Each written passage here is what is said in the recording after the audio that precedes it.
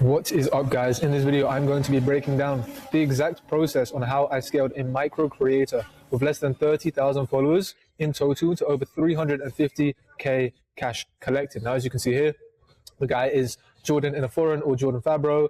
13k subscribers on YouTube, 17k on Instagram.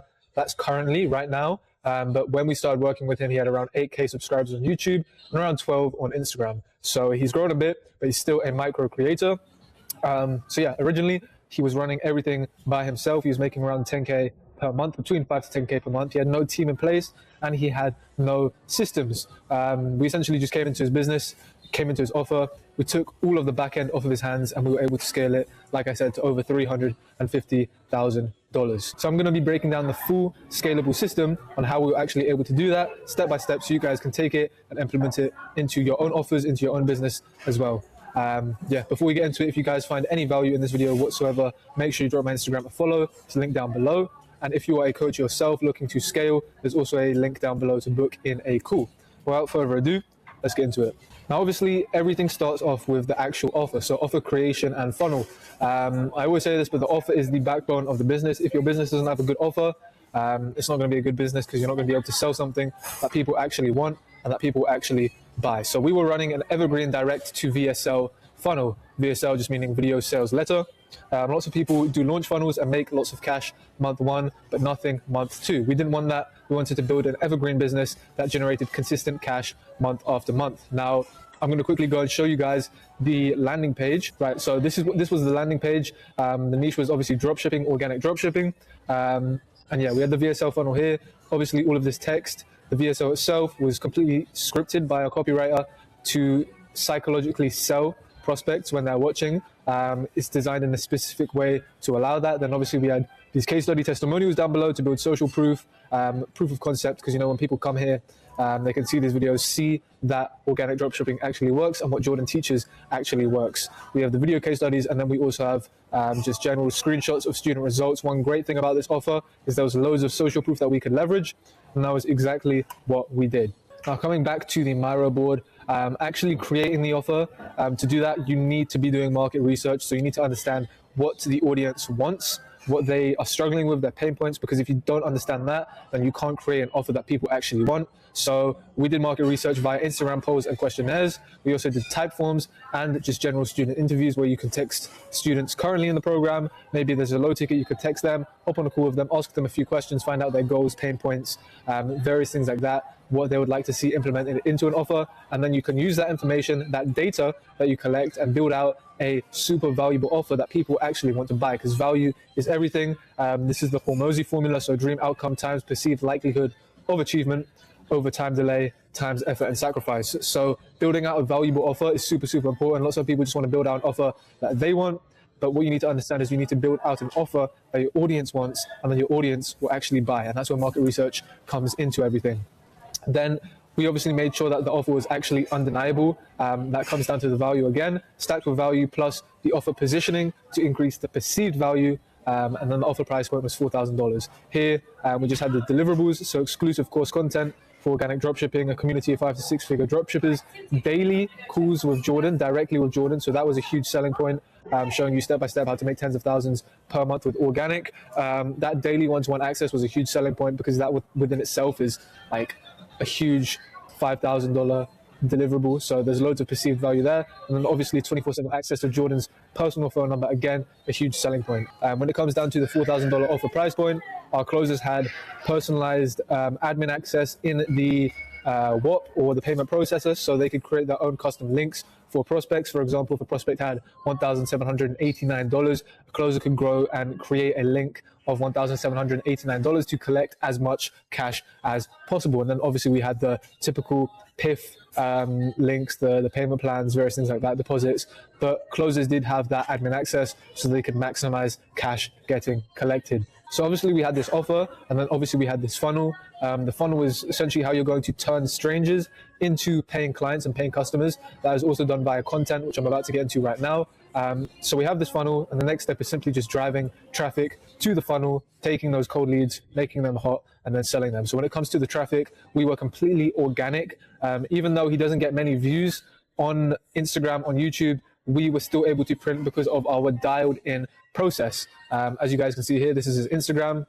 9,000 views, 7,000 views, 4,000 views. Because everything was dialed in on the back end of the views that he does pull, we were able to take them and convert them into paying clients and paying customers. So his Instagram was a mix of middle funnel and top of funnel content to get eyeballs and to just attract the dream follower. Here's a little diagram that I've made for you guys. Instagram reel targeting concept. So you obviously have the total views that you get on an Instagram reel, then you have the dream follower, and then you have the ICP in the dream follower. Now the ICP is the ideal customer profile, the ideal client profile. That's the type of person that's actually going to be paying and buying for your high ticket. You could target the ICP in your Instagram content, but what we want to do is target the dream follower, because what happens when you target the dream follower, these people are already warm. You just need to nurture them a bit more via Instagram Reels, via stories, build rapport and social proof, maybe post some things on your Instagram. And in that way, you can take a dream follower and you can turn it into an ICP follower via all of that content and nurturing. So that's pretty much how we ran his Instagram and the type of content that we were pushing out. Now, obviously, he had YouTube as well. So the main YouTube channel was lifestyle, top of funnel with middle funnel content. So it was a mix of the two. And then he also had a second YouTube channel, which is value, bottom of funnel, testimonials, and student interviews. So as you can see here, his main YouTube channel, lots of day in the lives. I spent 20K in Dubai, Aston Martin. All of this is just lifestyle. And then typically in these lifestyle videos, he does provide like value around the niche, around organic dropshipping, like here, answering uncomfortable questions, Q&A drive. This was more about organic. And yeah, just videos like this, a mix of top of funnel and middle funnel to get as many eyeballs as possible. And that is essentially what this did. As you can see, it got the most amount of views compared to his second channel as well. And then the second channel was more for nurturing those eyeballs, converting those eyeballs that came in from these lifestyle videos, which are typically going to be colder, taking these cold leads and converting them into hot and warm leads via this bottom of funnel type of content. So as you can see on his second channel, whole lot of profit. He did lots of different case studies. So Facebook, organic, 12K in 30 days, just value dense content here, value dense content here, sit down talk videos. All of this is bottom of funnel content. And then more case studies, more social proof to help convert these cold leads that are coming in from the lifestyle content. So overall, in this way, we had the main YouTube channel attracting the most amount of eyeballs, top of funnel and middle funnel content. And then obviously we were directing main YouTube channel traffic to the VSL funnel. But those who didn't go to the VSL funnel would go to the second YouTube channel, would get nurtured more, see the value, see the bottom of funnel content and the testimonials, which would ultimately make them convert. So the Instagram and main YouTube attract eyeballs and get people curious, like I said. And then the second channel does the majority of the nurturing and converting with the value dense content. All the videos and content include CTAs to apply for the VSL funnel. So obviously you will get some warm and hot leads watching the lifestyle content. They will apply. But overall, this second channel here does a lot of nurturing because of the value dense content, positioning him as an authority figure within the space. These value dense videos are super, super effective. They show proof, they show value. And like I said, it just gives him a bunch of authority and leverage. So that's the YouTube channel, that's the YouTube videos, and that's the Instagram Reels. We also ran Instagram stories. We ran various types of Instagram story sequences. One specific one, which works very, very well, which I'm going to put you guys on, is the start here sequence. This is a great example. Essentially, it takes the viewer through a journey. It shows social proof and it nurtures and it converts the viewer. What you do is you post these stories and you make it as a highlight on his Instagram, so people can go click on the start here. They can go through these stories and it will ultimately help them to convert. So as you can see here, we start off with the social proof. Over the past 365 days, I've generated 7 figures in sales online. You have the results, the social proof here, 88K, 5K in a day. So that obviously builds a lot of trust with the people when they see that first story. Then it goes into actually telling a story, taking the viewer through a journey, continuing that journey. Student results. So initially this was Jordan's result. Then we transition into student results. It's not just me and my team are actively helping hundreds of people, etc., etc. Showing those student results here. These are student wins, more student wins, more student wins. Then you want to relate to the viewer, relate to the ICP, relate to their pain points, which will also help them to convert. Again, going back to the journey and telling a story, ICP call out, essentially calling out the ideal customer, ideal client profile. Again, ICP call out, and then adding a CTA at the end with the inner circle, which was the actual offer, followed by a few deliverables, and DM me the word profit. And then obviously our appointment set would be in the DMs, and they would set these leads and book in the call. So this is how we drove traffic to the VSL funnel, obviously through the Instagram Reels, the YouTube content, and then this Instagram story sequence. We had various other Instagram story sequences. This was just one example here. But other than that, we did run a free training funnel. After collecting some data, we decided to launch, like I said, this free training funnel as well. And this way, the warmest leads would go straight to the VSL and apply, and the colder leads from the top of funnel / middle of funnel content would watch the free training and convert after. This ultimately allowed us to capture a lot more leads and ensure that no leads were able to slip through the cracks. And it also overcomes funnel fatigue from the original VSL funnel. So this was the free trading funnel. Essentially what it is it's a free asset that people opt in for. They click on this play button. When they click on the play button, they have to put in their email, phone number, and name. After they do that, they can access this free training video, which is essentially like a 20-minute to 30-minute mini course, which just breaks down organic dropshipping, provides a bunch of value. And then at the end of the video, there is a pitch to apply for the inner circle. So as you can see here, the exact organic blueprint you can use to make your first 8 to 20K a month with organic dropshipping. This was the free training video, and then obviously apply for one-to-one coaching. This was the CTA underneath. We also had social proof, student case studies, student testimonials, so people know that it actually works. Like I said, we had loads of student results on this offer, so we just leveraged them a bunch. We used them, and yeah, social proof is super, super powerful if you position it correctly. So 24K, 9K, 90K, as you can see. So overall, looking at both of the funnels, we were initially running the VSL funnel. That's how we launched. And a few months after the launch, we also ran this free training funnel. So we're running both at the same time to maximize the amount of leads coming in, to maximize the amount of cash getting collected, and the amount of nurturing getting done, making sure that no leads slip through. Because what you'll find is some leads might be colder, they might not want to apply for the VSL, then they'll go to the free training and it will nurture them and convert them later on. Whereas if you didn't have this free training, those colder leads who didn't want to apply direct to the VSL would be wasted, and you'd essentially be missing out on a lot of cash. So what happens when people actually apply? So obviously there's a post-application process. Leads fill out a type form to pre-qualify, and it also collects contact information so we can email these leads. As you can see here, this is an example of a type form. You have the completion rate, time to complete submissions. The main thing that you want to look at here is the completion rate. You want to make sure that it's not too low, because when the completion rate is too low, what you'll find is lots of leads will be slipping through the cracks. And one way that you can actually improve the completion rate is by going onto Typeform, checking the drop-off rate of certain questions and adjusting the questions as you go to make sure that the drop-off rate is super, super low, and ultimately the completion rate here will increase. So yeah, we ran 5 questions in this Typeform. One thing that you guys want to do is you want to make sure that the questions are multiple choice. That way it reduces the friction, and essentially reduced friction is going to increase the completion rate as well. So our setters reach out within 5 minutes to qualify and set leads onto the closers' calendars. And if they don't, the leads get siphoned. Speed to lead is super, super, super important. I say this in every single video. The faster you can get to a lead, the better, because the more fresh the offer is in their mind, the more fresh the application is in their head. So when I say siphoned, I essentially mean if a setter doesn't reach out to a lead within 5 minutes, that lead gets given to another setter, or another setter has the opportunity to contact that lead.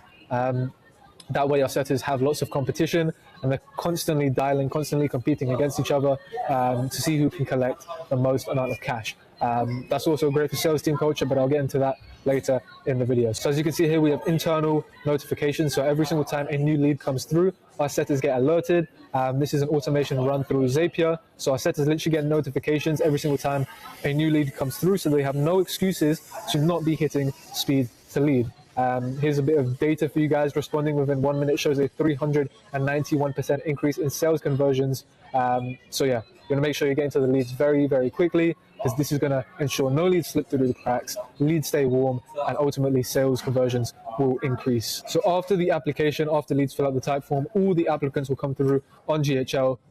Go high level, this is a CRM where the whole sales process is managed. Setters have a specific framework to qualify and book these leads. That is run by a setting manager, Christian. Pipeline management is super, super important because it ensures that everything is tracked and ultimately no leads slip through the cracks. Now, if leads are qualified, they'll get booked in, and the setter will write cool notes. As you can see here, we have an example of the cool notes. This will be in the Go High Level in the GHL, essentially just saying the prospect's goals, how much they have to invest, can invest 2K, their income, and any other information that the closer might find useful for that specific prospect. That way, when the closer hops on the call with the prospect, they'll have a bit of background information, and they will also be able to close that prospect a lot easier because they know, okay, this person has 2K to invest. I know how much to pitch them. I know what objections might come up, and I know if there will be any friction. So if leads aren't qualified, they'll get redirected to a free long form asset to keep them nurtured and in the sales process. Jordan actually has a free course on his second channel. So we'll either redirect them there, we'll redirect them to a case study, or just any other asset that the prospect might find useful in order to keep them nurtured and inside of the sales process. Another super important thing that we do is the email marketing. After the application to VSL and free training funnels, prospects automatically get added into a 7-day email welcome sequence. This sequence nurtures, provides value, shows social proof and results, breaks any limiting beliefs. This is also super important for the leads that aren't qualified, because when leads aren't qualified, they're still getting sent these emails, they're still getting nurtured via the email marketing. That way, if a lead isn't qualified today, maybe they're qualified 2 months down the line and they'll convert then. So ultimately, it just makes sure that all leads are getting utilized, maximum cash is being collected, and any leads that apply, we're just draining and rinsing as much cash as we can out of the pipeline. So that's super important. So that is the welcome sequence after the VSL and the free training funnels, and after the application there.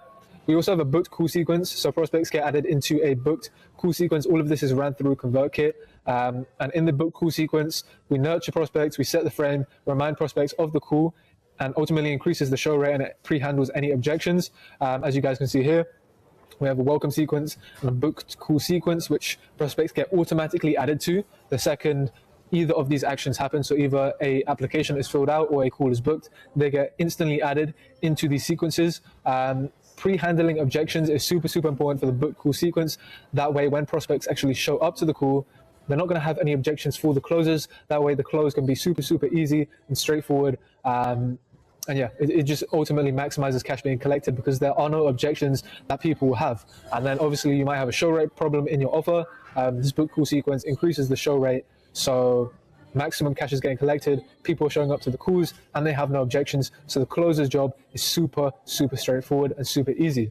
Now, after these sequences, prospects get added to a newsletter where we send emails Monday, Wednesday, and Friday. By the way, all of these emails are psychologically designed. They are written by a copywriter to ensure that they convert.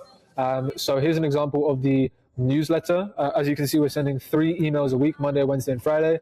And we also run GHL reminders and automations to improve the show rate and set call expectations. Here's a little example here of what the GHL automations look like. Our setters are also sending out manual reminders to ensure that people are confirming. That way, our show rate is super good. And we are just collecting as much cash as possible. So this newsletter, looping back over here, is super important because, like I mentioned earlier, if people aren't qualified, they get redirected to a long form asset, but they also stay in the sales process, they stay in the email list, and 3 times a week, every single week, they're getting sent emails, and eventually they will convert. If it's not now, it might be next week, it might be next month, it might be 6 months down the line, but eventually we will collect that cash because we are constantly nurturing these leads and no one is slipping through the cracks. So what happens after we actually book in calls, right? So obviously we have a full pre-call process that every single prospect goes through to make sure that they show up to the call ready, nurtured, and ready to just give us their money. So after a prospect gets booked in, they get sent a pre-call mandatory video. This video is mandatory for prospects to watch before their call. It essentially nurtures, sets expectations, sets the frame, improves the show rate, and ensures that prospects are warm. We upload all of our VSLs and sales assets onto Wistia so we can track video, data, and analytics. This is a pre-call mandatory video. Obviously, this video, when we send it to prospects, is on a landing page. I just wanted to show you guys what Wistia looks like so you can see the data. So 52% play rate, engagement 89%. This data is super important because you know that if the play rate is low or the engagement is low, that the pre-call mandatory video isn't a good video. So you need to rescript it and redo it, change the background, change the hook, change a part of the video that will increase the engagement and play rate. That way people watch the full video instead of just watching half of it or watching the first few minutes. But overall, this pre-call mandatory video is super important because it really sets the frame for the call and ensures that when the call happens, when the prospect hops on the call with the closer can close super easy, can collect as much cash as possible, and there's minimal frictions. Sometimes if a prospect isn't in the right frame, with the closer, they may try to shift the authority, they may throw out some random objections, and ultimately this pre-call mandatory video handles all of that before they even get on the call. So when they get on the call, it's a super streamlined and easy process to collect that cash. So after the pre-call mandatory video gets sent out, we have a morning of the call process, where the morning of the call, our setters will send prospects a student interview or case study that relates to the prospect the most. So here we have loads of different student case studies, as you saw on Jordan's second YouTube channel way up here. He has loads of different case studies, how he made 16K in 2 weeks, 11.5K in 30 days, 12K in 2 weeks, 12K in 30 days. As you can see, there's so many case studies that Jordan has. The social proof is insane.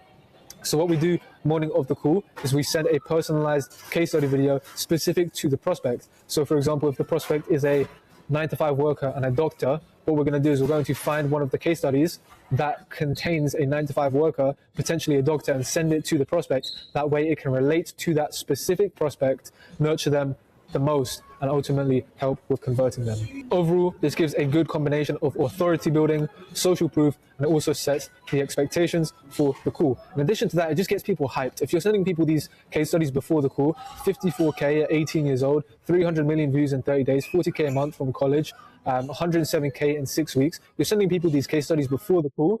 They're going to hop onto the call like, bro, I already want to join. Just send me the payment link, because they know it works. They can see the social proof. So getting that social proof there pre-sells the people to the point where they hop on the call. They don't even want to go through the call. They just want to pay straight away. So yeah, prospects also receive emails and manual text reminders, as I previously mentioned. So these manual text reminders are sent from the setters to essentially just confirm the call and improve the show rate even more. So obviously the sales team is super, super important, and that is what we're going to get into right now. So with your sales team, the most fundamental, important thing is only hire A-star talent. I say this in every single video, and I'm going to keep on saying it until the day I die. Only hire A-star talent. That is how you're going to build a good sales team with good culture, people that actually grind and work hard, right? You don't want to be hiring people that are lazy, that aren't going to grind, that aren't going to put in the dials, that aren't going to be coachable and actually trying to improve their sales skills. The way that we structure our sales team specifically on this offer is we have our setting and our closing manager, and then underneath them we have a DM setter, a dialer,